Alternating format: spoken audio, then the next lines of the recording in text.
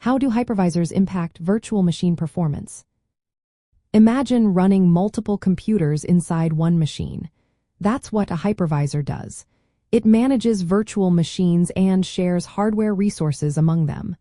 But how does this affect performance? Let's find out. A hypervisor sits between the physical hardware and the virtual machines.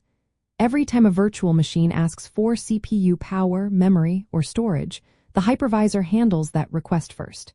This extra step adds a tiny delay, called overhead. Usually this delay is small and not noticeable.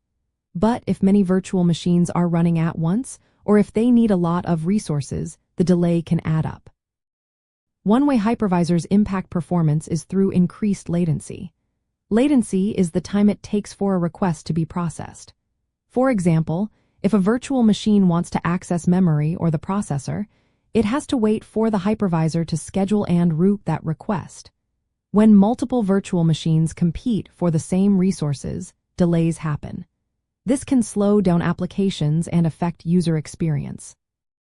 Hypervisors also influence how hardware features are used inside virtual machines.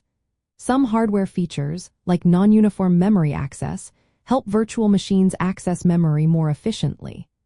But if the hypervisor doesn't support or properly configure these features, performance can suffer.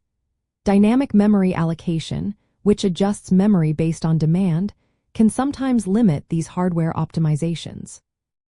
Network performance is another area affected by hypervisors. Virtual network interfaces, called virtual network interface cards, do not match the throughput of physical network interface cards. This is because the hypervisor needs to process network data, which adds overhead. Using advanced techniques like multi-queue virtual NICs can help reduce this impact, but some performance loss remains.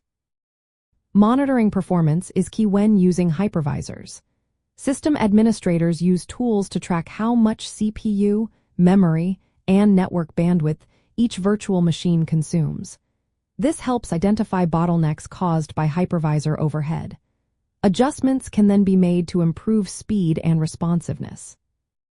In summary, hypervisors make it possible to run many operating systems on one physical machine. They do this efficiently but introduce a small performance cost.